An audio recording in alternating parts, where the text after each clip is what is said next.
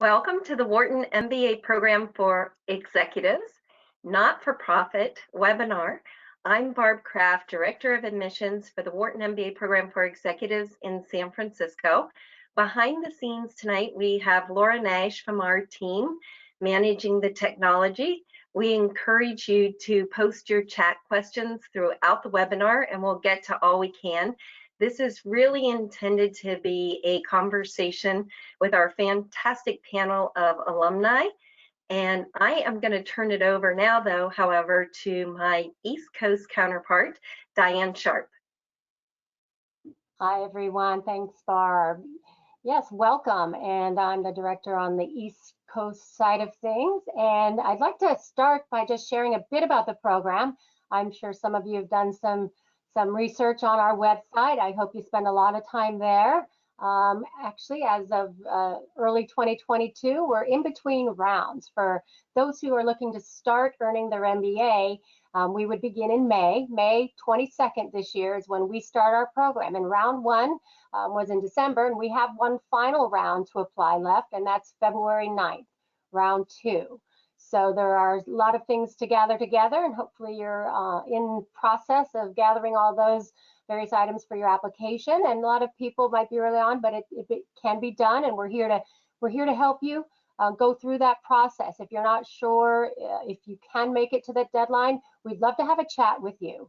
Basically, we encourage people who are still not quite sure what the best process is to reach out to us and schedule a 15-minute phone chat. This is just a very preliminary conversation with a member of the admissions committee. Our website has a chat form, but we do find this time of year that oftentimes those appointments that are available are past the deadline. So if you find that's the case and you can't get a chat in, feel free to just email us.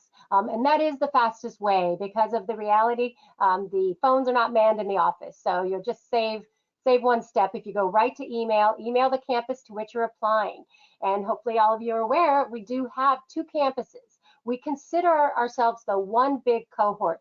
Barb and I are basically attached to the hip all year round, but especially this time of year. We are on the ground recruiting.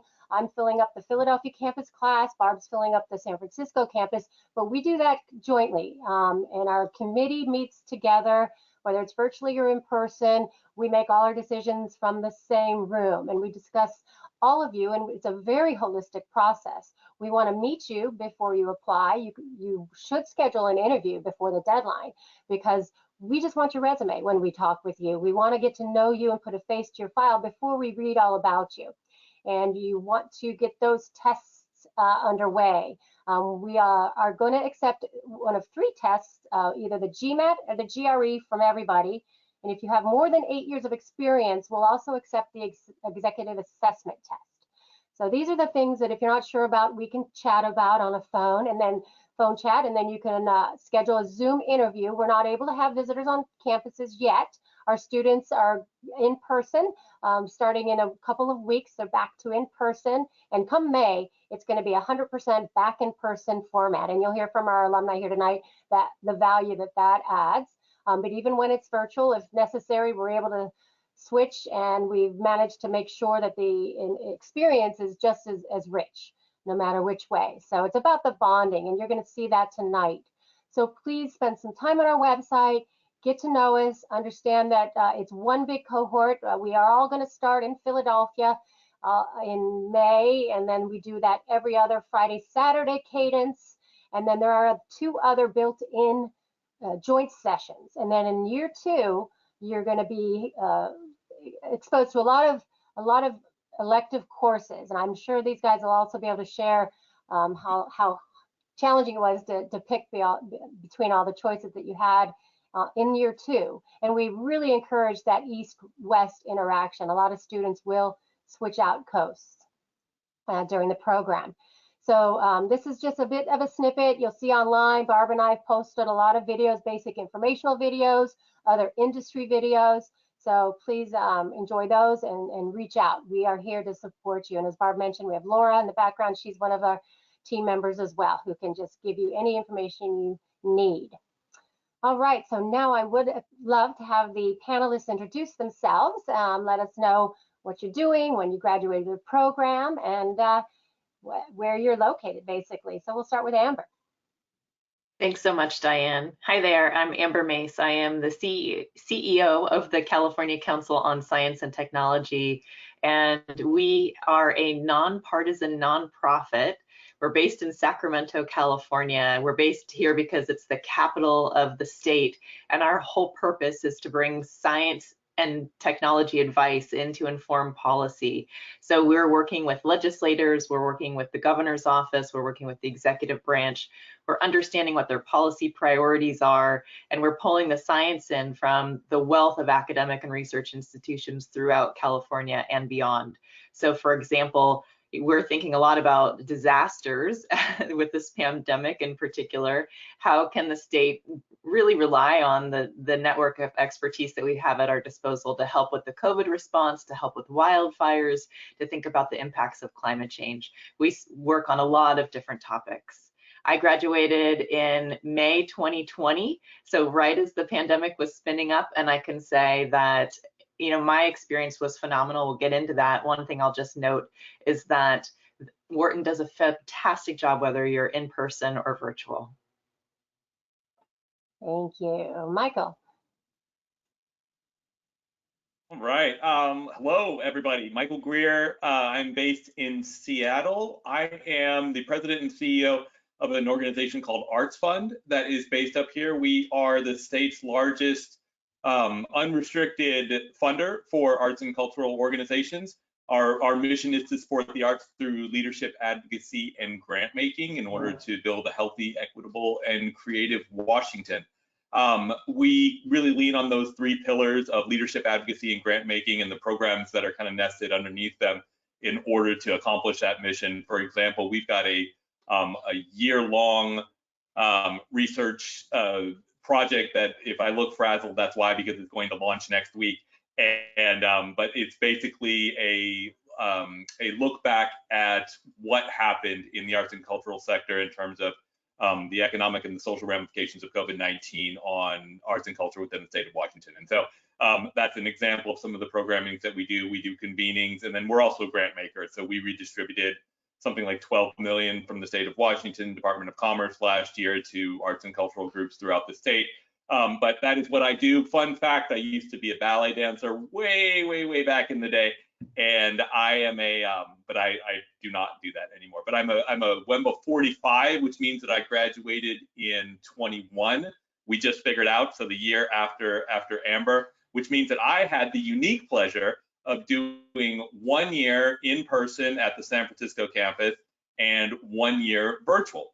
And I will echo what Amber said, and I'm sure we'll get to it later on in the program, but it doesn't matter where you are. It is a heck of a program, and you are going to get the bonds and the relationships and the education, regardless of what format you participate in. It's just a fantastic program, and they do a great job both ways.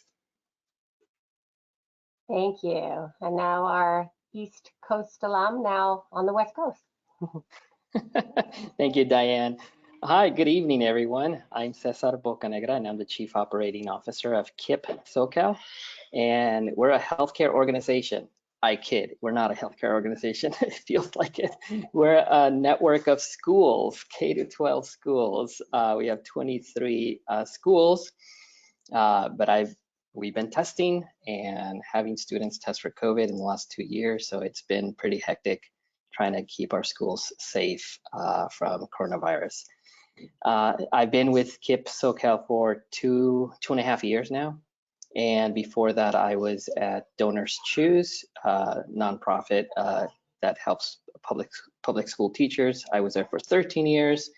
I switched careers when I started at Wharton. I was at AT&T, and first year I was at Wharton, I ended up switching from the for-profit to the nonprofit world. So if you have questions about that, I can definitely let you know. I also applied to the San Francisco program and ended up, before the program started, ended up transferring my application to Philadelphia, the East Coast. So that's my background. 2008, my graduation year, and focus on strategic management.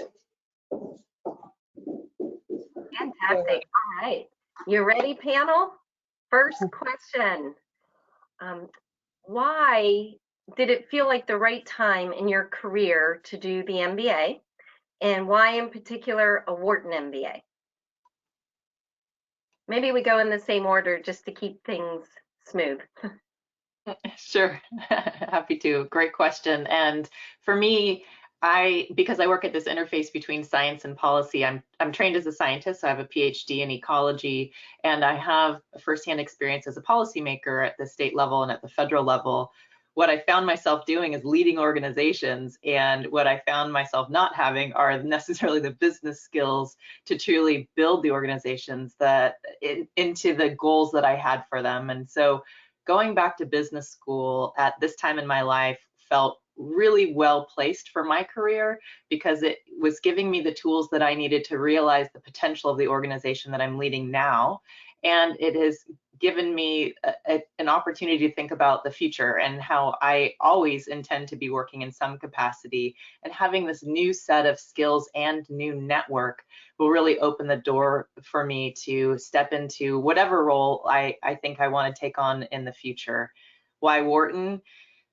You know, I was looking at a number of different schools, particularly in the Bay Area, and this is going to answer two questions, but one part A to the question is because it has a fantastic, just an absolutely stellar reputation. The second part is I know that it is really, you know, because it has such a rigorous reputation, I expected there to be some more, what I would look at as sharp elbows, because I have grown up in this nonprofit world, this government world. We all try to take care of each other, be really nice. And I realized like I needed some good like pushing around.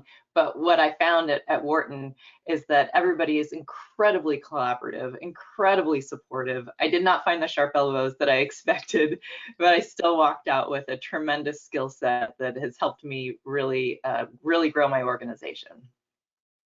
Thank you, Michael.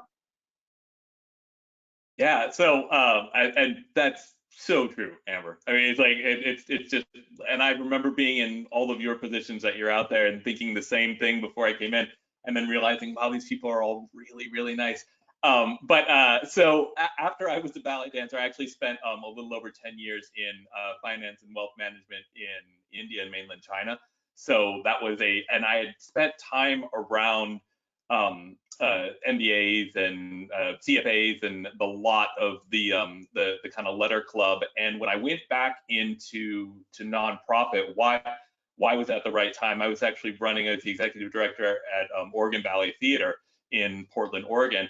And what I realized was that the kind of upper echelon, the C-suite of at least performing arts nonprofits and arts nonprofits in general, I felt were not always, but there was a proportional lack of the skill sets and the networks and connections that were present in the C-suite and other industries.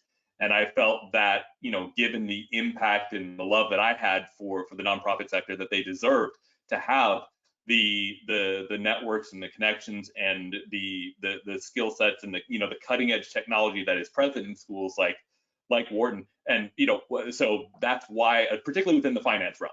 And I had a background in economics and mathematics, and so I naturally gravitated towards a program like Wharton. And why Wharton? Like, I didn't apply anywhere else. Once I did my homework, it was I've said this before, and it's a little I mean it's a little trite, but like I didn't want an MBA, I wanted a Wharton MBA, and I was really I was very serious about that at the time. Like, after I did all my homework, there was something special about the Wharton pedigree, about the Wharton program, about what it stood for in the world, and that's what I wanted, and I'm really happy that I went down that road.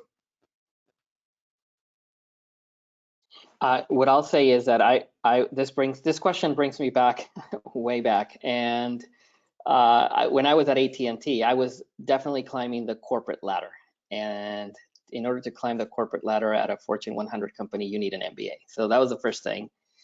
Even though I had a master's, I did a master's, it didn't really quite cut it. You needed the foundation basic skills of an MBA to move up the corporate ladder, and that's what my mentor at the time at AT&T mentioned that I should do. And my mentor also suggested Wharton. And so when I looked into it, and I was in the Bay Area, I was in San Francisco, downtown San Francisco, I realized, wow, what a perfect program, what a perfect match, and what a rigorous program.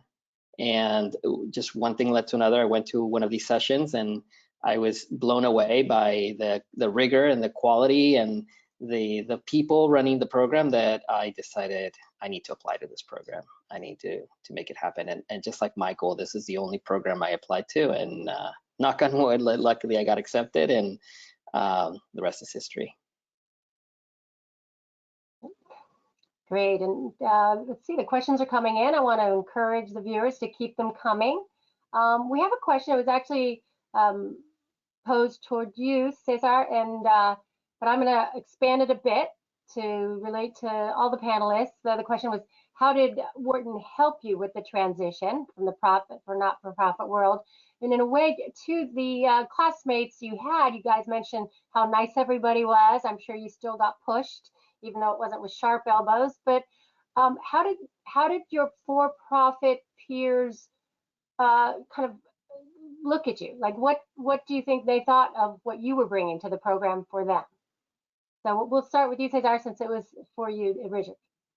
Yes, I think the transition was fairly smooth. It was one of those transitions that my study group, because it was the first year, was very supportive. It was a lot of work, and I was literally doing 3 jobs, my old job, my new job, transitioning, and at the same time doing the Wharton program. But what I found that during the program is that the study group becomes such a great nucleus of team members that just help each other. We just helped each other all the time, and after all these years, we still stay in touch. We send each other text messages whenever it's somebody's birthday. I became the godfather of one of my study group buddies, and we try to visit each other whenever we can, even though he lives in Hershey, Pennsylvania, which is far away. But you know, because I did the for-profit to non-profit transition, I became, and there's not a lot of, just to be candid, there wasn't a lot of non-profit folks in the program at the time that I was there. There's probably 3 of us out of the entire cohort. And so I became one of the non-profit guys. And so anytime somebody had an idea or a suggestion or wanted to talk about nonprofit, they're like, hey, you should probably meet this person. And it's like completely different industry in the nonprofit world, but because it's a nonprofit, you know, you became that person, and you became the nonprofit person. I actually enjoyed taking on that role and that mantle, because I got to know a lot of my classmates that way.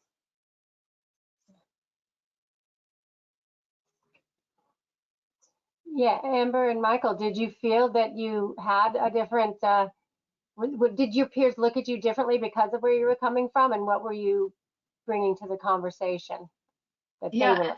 It's an interesting question. I didn't feel like they looked at me differently. I think very similar to what Cesar was saying. I'll add in that, you know, all the coursework that I was taking at Wharton had such direct relevance to me leading or working in a nonprofit that to me, it didn't feel like I needed any prep. I'm running a business. It's a nonprofit business, but it's still a business.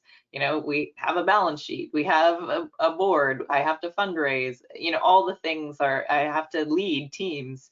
And so it felt very natural to be taking coursework that would support me in this.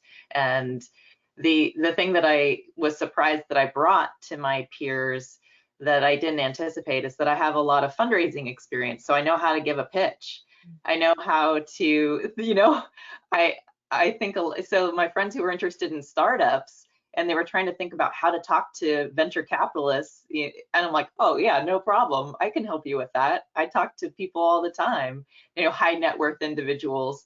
But I didn't think about that going in. And so, you know, that was nice to be able to feel like I had something to offer too. Absolutely.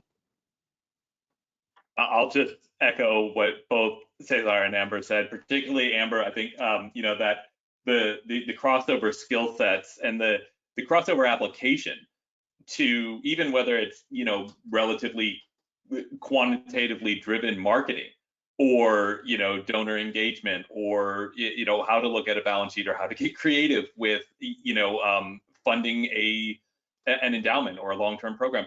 But I think the other thing that I found was that the admissions committee is really, really good at creating an incredibly diverse set of experiences in the program.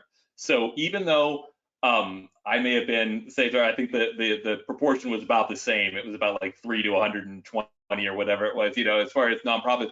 But I mean, there were people from healthcare, there were people from finance, there were people from tech, there were people. I'm thinking of Bale, who is now the assistant chief of staff at NASA. I mean, like, there was such a ridiculous amount of experience and knowledge that, like, you were just learning from everyone, I mean, and everyone had something to offer. And as far as those sharp elbows, I won't call them sharp elbows, but I will say, like, I think no matter who you are, everyone else was smarter than you.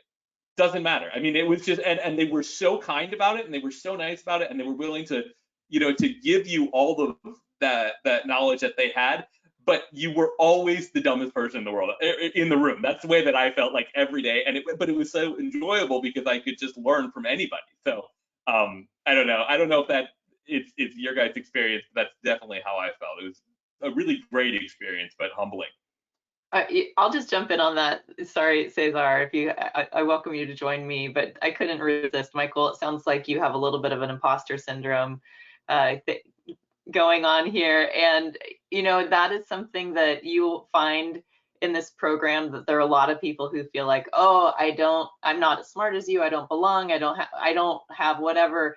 And I will just say, I am such a skilled imposter.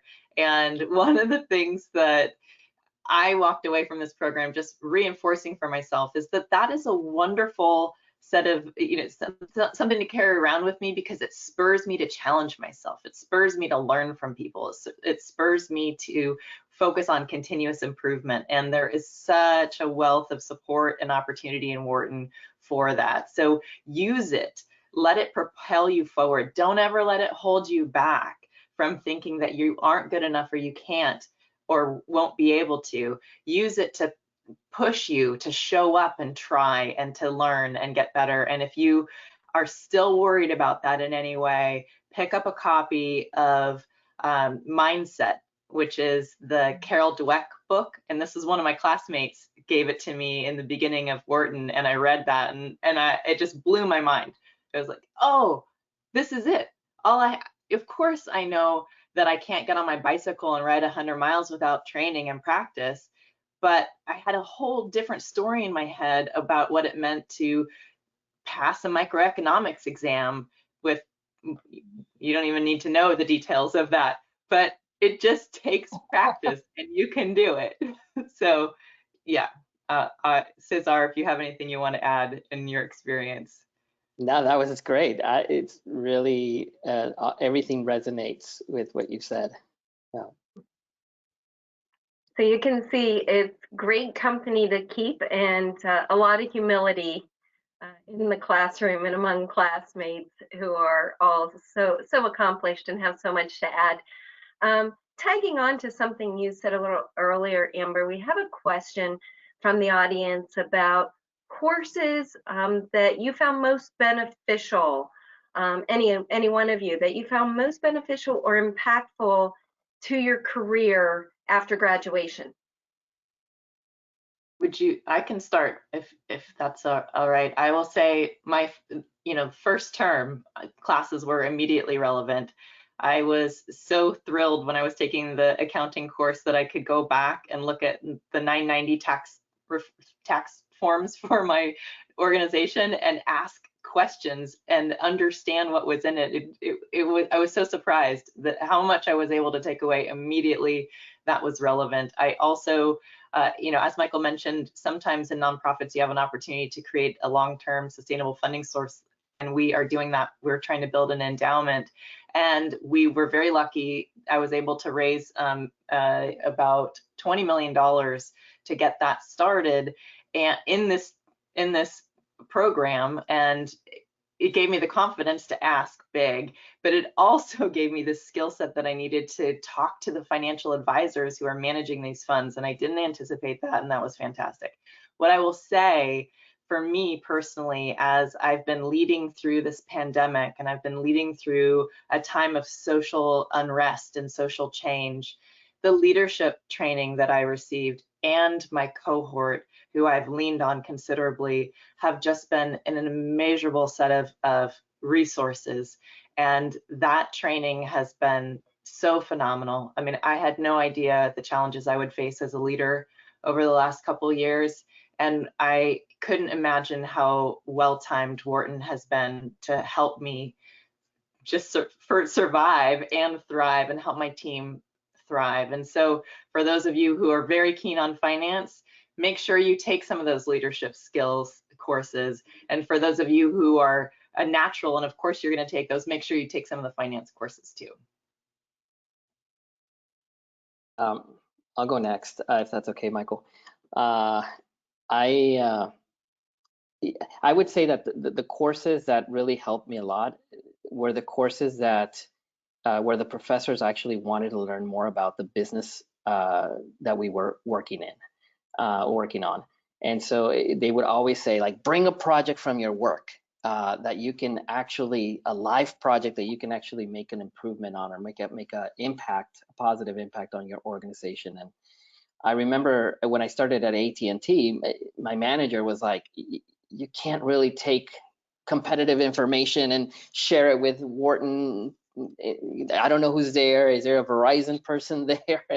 And then when I made the transition to Donors Choose, to the nonprofit, I remember interviewing for that role, and I said, listen, I do this program every other Friday. Is that okay?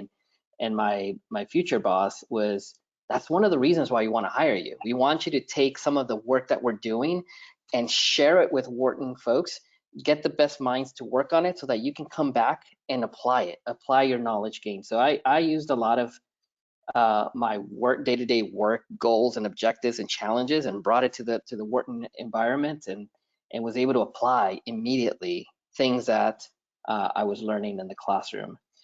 So operations classes I was taking. There is this one class that I took. I don't know if Michael and Amber, if you took this class, but it's called Total Leadership. And I still talk about it, like 12 years later. I don't know how long it's been, 14 years later, I still talk about it. Whenever I meet somebody, I talk about what's been like the 5 key defining moments of your life. What are your core values?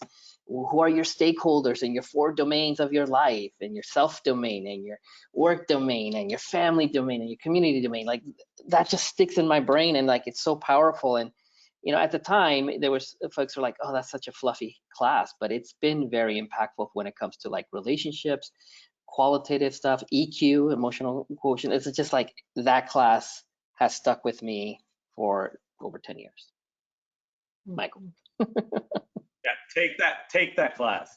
Like, if you get in, take that class. Even if you don't get in, find a way to take that class anyway. It's literally life-changing. But I will also add on to the idea, because I agree with both what Amber and Cesar were saying, particularly around the finance strategy and leadership. I think so. We have a relatively large endowment, and the individuals that are on my foundation board are some of the top financiers in the country, arguably in the world, in a lot of ways. And so being able to step into that room and have conversations about, you know, really managing money, and you know, you're not the smartest head in the room by a long shot, but at least you can hold yourself, you know, you are the president or your CEO, and so you can kind of hold your head up in the room and have a conversation. But I would also add that the leadership at Wharton, the professors are ridiculous. I mean, and I mean that just in the best possible way. When you start to read through their resumes, when you look at their experience, and then you're sitting there face to face with some of the top minds and some of the most experienced leaders in the world. And I remember Usim is who I'm thinking of, and his leadership class. But I remember this was pre-pandemic. In one of those leadership classes, talking with someone that and he was talking about his role in some of the biggest corporate and social governmental catastrophes, in the past 2 generations. And he had firsthand experience of how the leaders in those situations navigated through it. And then all of a sudden COVID hit. And I was like, wow, that is incredibly relevant. So it's like, well, here we are kind of being posterized in the same way for maybe the next generation of leaders that are looking at, how do you navigate a crisis and how do you navigate social unrest and turmoil, the same, like all the things that we've been dealing with for the past 2-3 years.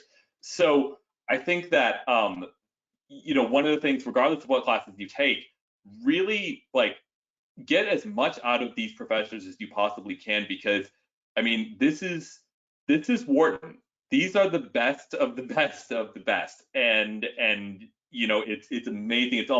It's really awe-inspiring to sit there sometimes, and you normalize it after a while. But I think looking back on it, you're like, wow, that was an opportunity that I tried to take as much out of as I could, but I still miss. I could have done more. So. Right. You see, Barb, it does seem like the total leadership class gets the most shout outs from all of our alumni in any industry webinar we do. That's great. So we have a question that kind of takes the not-for-profit in a direction that maybe someone's not going to be making a career out of it, but might want to serve on a board, not-for-profit board. How do you feel that the Wharton MBA program for executives might prepare someone for that experience?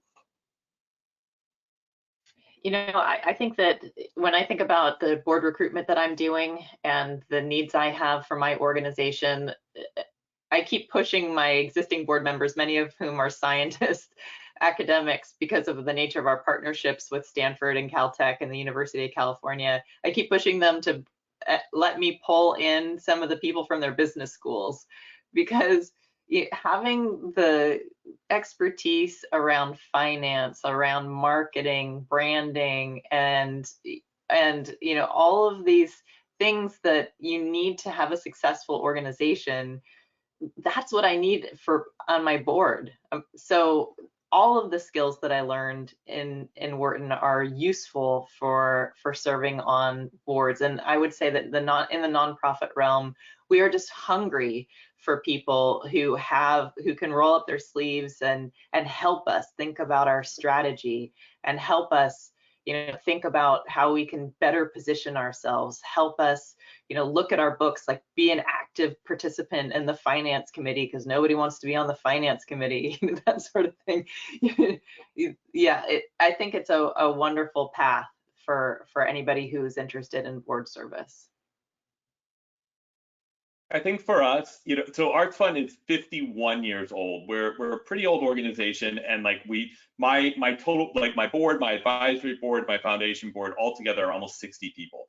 And so we're very, I try to keep them away at at a high level as much as possible. But I would say to anyone that's looking to do the program and or get into nonprofit board service, the high level strategy is what nonprofit boards really need. And well, I mean, it runs the gamut. Some people really need like in the weeds, the technical skills, and some organizations really need that high level. I think for large organizations, and I'm thinking for us like the ballet, the symphony, the operas, those really big boards with a lot of big names on it. I think a lot of times at that board level, they need people that have gone through some of these strategy classes and can contextualize what's happening in a nonprofit setting into like the broader world, which is I think where a lot of our board kind of miss things. And I don't want to delve too deeply into this, but a lot of times you get incredibly brilliant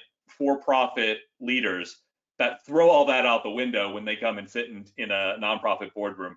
And I find like the ones that are more robust in their education, and that usually means an MBA, and particularly like a high-level MBA, tend not to do that as much, and they try to make the connections instead of saying, well, this is my business and this is nonprofit. So I would say take those lessons that you learn in a program like Wharton and try to apply them as much as possible to the situations that you're seeing in the nonprofit that you're serving on. Yeah, the only thing I would add to what Michael and Amber have said is that there's very different kinds of boards out there in the nonprofit world, and so you need to be sure you're joining the right board because it's a big commitment. And the last thing you want is to join a board that it's not the right fit for you or for the organization. So a lot of organizations will have a board of directors that's usually a small number, and then they'll have an advisory board, which is like a much larger number. And my suggestion has always been like try to get into the advisory board of like a couple or 3 organizations, try to see how they function. Pick and choose which organization you want to help advise and mentor. It's a lot less of a commitment. And then once you feel like you found the right organization that you want to like really commit your time and be a full-time board member, that's when you start throwing your name in the ring and just try to advocate yourself for it to be part of that board. So in year 2 in the executive program, we offer 6 private sessions with an executive coach. And this is something optional to our students. These are professional coaches, though, vetted by our leadership department. If any of you worked with an executive coach during the program, could you please talk about the benefit that you received from that? And then also, did you feel that they really understood the nonprofit world? Yeah, I did. And I loved my coach, and he absolutely understood my landscape. It was, because he's just working with me and my goals and fine tuning my skill set to either solve a problem or work towards achieving my goals. I still keep in touch with him. In fact, I brought him in to coach one of my team just recently, and we're thinking about how we might do a retreat together. So it was a wonderful resource for me. I thought it was a really excellent way to kind of bridge. I mean, as you've already heard, the coursework is very directly relevant to your work, and you can bring your work to school with you as you take these different courses. This was another way to make that very direct connection, and in a very, confidential way. So I felt like I'm going to get the most out of this by working with this coach, by bringing my full self to this coach, sharing what my hopes are, what my fears are, and to ask for the advice that I wouldn't maybe ask for from somebody else in my world, where I was worried that I would be exposing myself in a way that wouldn't shine a professional light on me. And in this, it was a chance for me to continue to hone my skills, to get better and work towards what I was trying to create as a vision for the organization. So I think it was just, I know for myself, it was a phenomenal resource. I was really grateful for it.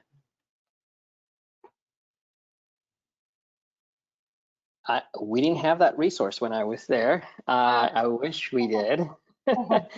Because I have had executive coaches after the Wharton program, and man, it's such a great resource, such a great support, and just somebody to bounce ideas off of and give you great advice. I also stay in touch with my executive coach, even though it's been like 5 years since we last spoke in person. And yeah, I think it's a valuable resource. They know what they're talking about, and sometimes it feels like therapy session, trying to like explain like what you're going through, what you're doing, and how to progress in your career. So yes, that's definitely a good resource to have. And I'm so bummed that I didn't have that when I was there. I definitely did, and Amber, I'm wondering if we had the same coach. But and my coach was actually, he had served on a number of nonprofit boards in arts and culture in past lives, and so he really understood what we talked about. But we rarely talked about nonprofit. I think we talked more about kind of personal life strategies and leadership goals and financial goals, family. I mean, it was a cross between, I think, business and therapy, but a lot of people say that about executive coaching anyway. And the thing that, I mean, I don't know about anyone that's on this call, but there is no way that I could have afforded any of the executive coaches that were offered from Wharton on my own. I mean, these are men and women that were doing this at the highest level of. I remember one coach talking about how he got flown to coach the head of some Saudi oil, like literally they walked the airport in Riyadh and gave him advice for like an hour, and then he like stayed the night and flew back. And I'm like, Okay, yeah, like I don't have access to that outside of this program. So yeah, I would, if you've got the opportunity, take them up on it. Let me add one more thing on this topic. Speaking of opportunity and the cost, I also hired another person who came in, and she was serving as a coach, but she wasn't my coach, but she gave a workshop for us on DISC. And it was through, I can't remember the McNulty leadership program, I'm pretty sure. Take all the McNulty classes you can, courses, those are just phenomenal. I went up to her afterwards and asked her if she came to organizations, if she'd be willing to think about working with my organization, given it as a nonprofit. And she was very kind and very generous. So if you are coming from a nonprofit, these coaches often will target their proposal around your nonprofit ability to pay. And same thing with my current coach, who I continue to bring in. He also works with me around our budget. Yeah, and to take that topic, that theme a bit, the cost, I think the reason we don't see a lot of folks from the not-for-profit sector is, the cost of our program can be prohibitive for some, and you're not going to get your company to help pay. They just can't in most cases. So we want to make you aware that we do have the Bentheim loan repayment option for people in the not-for-profit sector. So that more information can be found on our website. Basically, this is a loan forgiveness, because you're obviously going to take out some student loans that you apply for after you graduate, and you go through basically an application process, and you can do it up to 5 times, so up to 5 years after you graduate. And they will literally help you pay off your loans. And this is also a way to keep people in the not-for-profit sector, because oftentimes people will get to Wharton and realize, oh, I can go to the other side, right? And we want to encourage people to take the skills they learned and change to the not-for-profit side, or stay in the not-for-profit side. And we want to make that a feasible option for you. So even the for-profit individuals in our program, the corporate folks, most of them are paying on their own dime as well, but they tend to have the bigger salaries and don't see it, as quite as foreboding. So we offer this. So do any of you guys want to speak to that option, and to encourage people why it might be a good investment despite that price tag? I just applied for my first year. I don't know about the two of you guys of Bentheim, and it was a factor for me in applying. And also, and not, to be honest, I looked at the salary vertical that was possible within my field and made sure that it made sense for a program, and it did. And I think for anyone that's looking at a program of this stature, you're probably looking at operating in that kind of top tier of the industry that you're in, regardless of nonprofit, but wherever you are within that nonprofit. But yeah, we definitely crunched the numbers, and it worked for us. But I can understand how it might not work for everybody. But it is, if you are in the right industry and you do it correctly, it is worth every dime, and then about 25 more financially. The return is significant, I think. I ended up working with my organization to scrape together a good portion of the funds for it. So I think I was unique in this, coming from a nonprofit realm, and very lucky. But a part of it is because most of my partner institutions are academic institutions, so they really value education, and they also, I was able to make a convincing case, and that really helped. Yeah, mine was a combination of some tuition reimbursement from AT&T on the first year, to some board member contributions from Donors Choose, which was really good, and then also some scholarships from the SHIMBA. I think the Bentheim Loan Forgiveness Fund had just started when I was about to graduate, so I don't think I ended up applying for that. Yeah, but it was a combination of private loans, contributions, scholarships, and tuition reimbursement. Yeah, and go to our website, because we do have tips on negotiating sponsorship with your organization.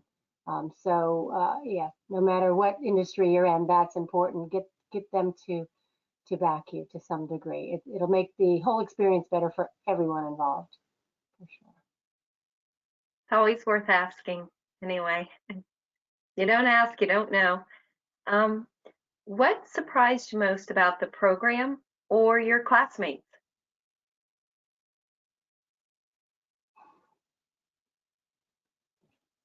I'm sorry, they're just so cool. Like, you don't understand like how amazing the people are. I remember at the very first day of classes, they had everyone just, say your name, say something interesting about yourself. And I mean, it was everything. There was the youngest woman that had ever climbed Everest. Like the youngest European, I think she was 14 when she summited. And there was just like there's like 7 people with like just incredible stories that had nothing to do with their business achievements. And I mean, like, you learned how incredibly, like how impressive everyone was in their own in the business regard, but also just as human beings. It's just a fantastic cohort. And again, this my hat goes off to the admissions committee, because they do a great job at just pulling together some of the coolest people that are out there. And I think and I say that because I think that breadth of experience and drive, and I mean, like, yes, everybody is totally type A, everyone is, I mean, like, all of that is correct, right? And everyone is an overachiever, but they're there. And I think particularly within the executive program, I don't have the undergrad or the regular program to compare it to, but I will say that there's a level of maturity and experience that comes with the WEMBA program as well.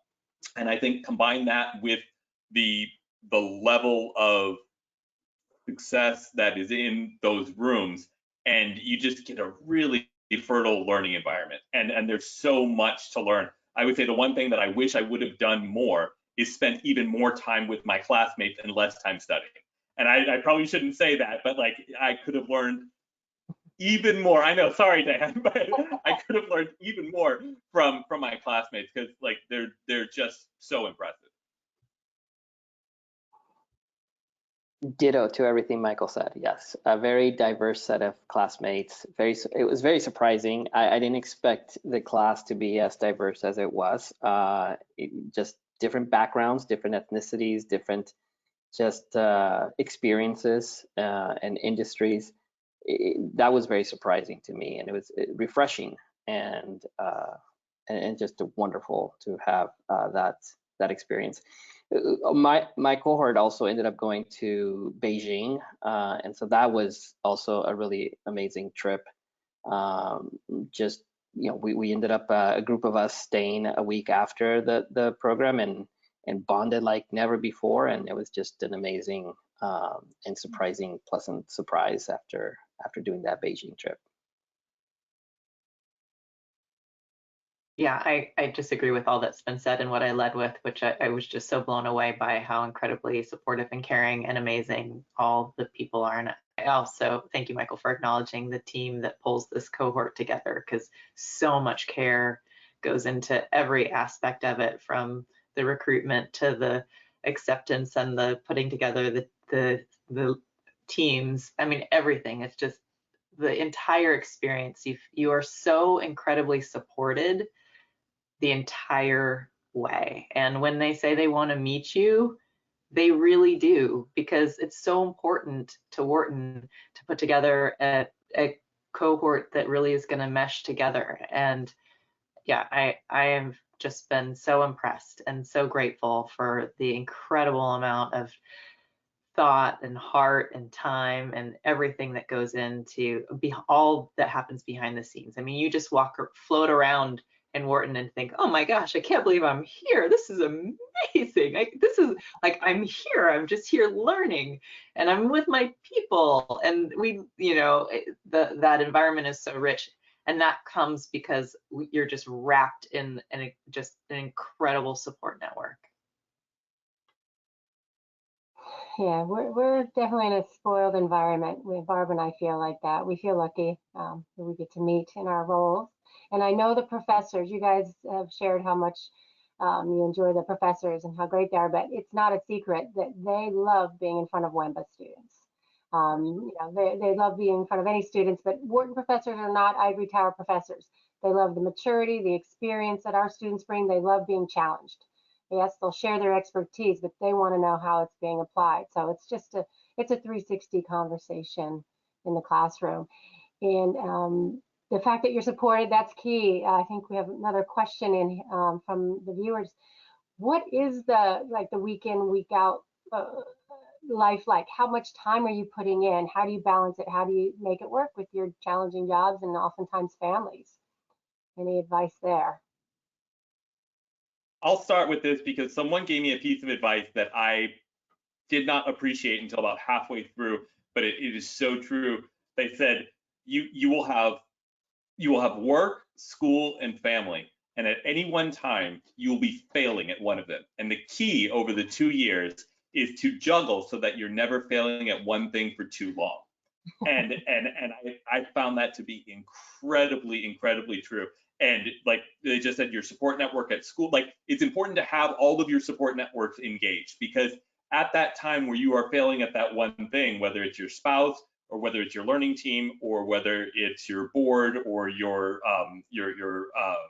colleagues at work, they have to be aware that you're going to fail at them, you're going to fail for them at some point, but it's not going to be forever, and you're going to bring it back.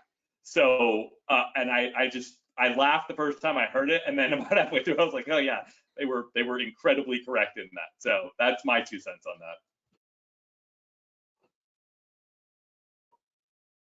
I'll add, I think that's wonderful advice. And I would say in retrospect, it's hard to imagine how I did it.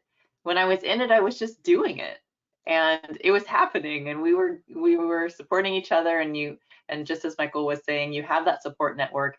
It really, you really have to be honest with yourself and the people that you're engaging with.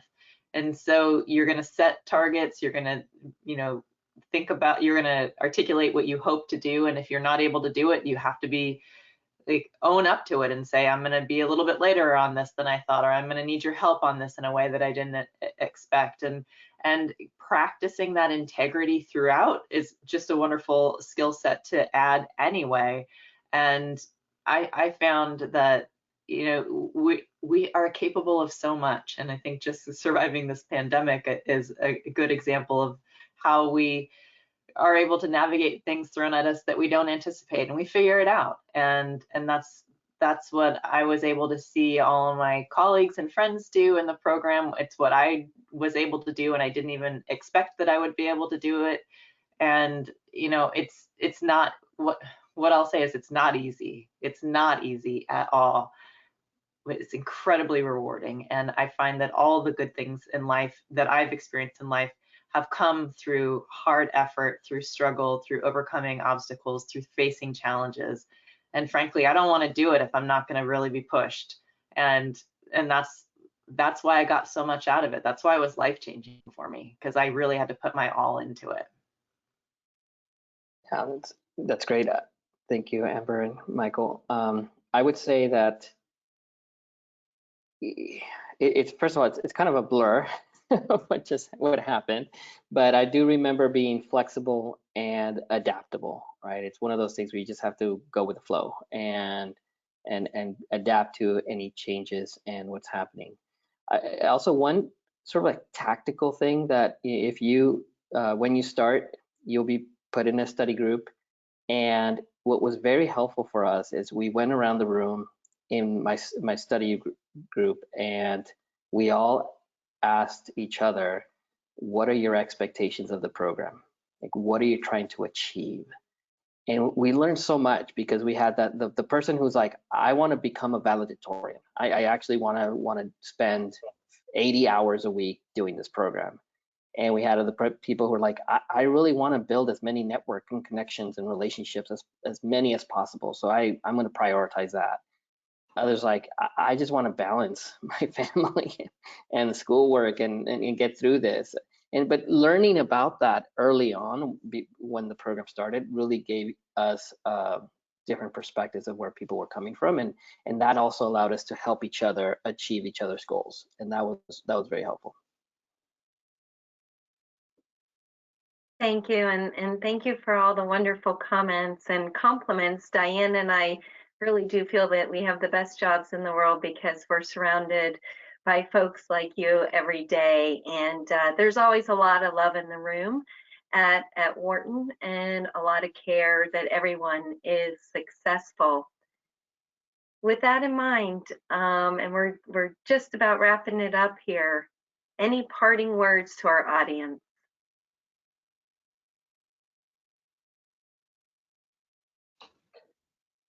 I will echo what I said before, particularly if you are feeling like you don't belong. You can do this. You can do this because you have the ability. You wouldn't, I think one of the most important things that was said over and over is that you wouldn't be admitted if you can't do it. So if you get in, you can do it. You belong. And reach out for help. Be clear about, just building off of what Cesar was just saying about expectations. Be clear about expectations of yourself and others, and believe that, you know, asking for help and showing up and doing the work will be the pathway you need to be successful. You absolutely can do this.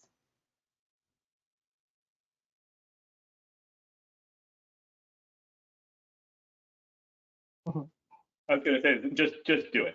Just apply and do it. If you've made it this far, you're probably pretty certain. Just like go ahead and have a conversation. And I will say personally, I'm big on LinkedIn. Look me up if you have other questions or comments or anything along the process. But yeah, like just do it.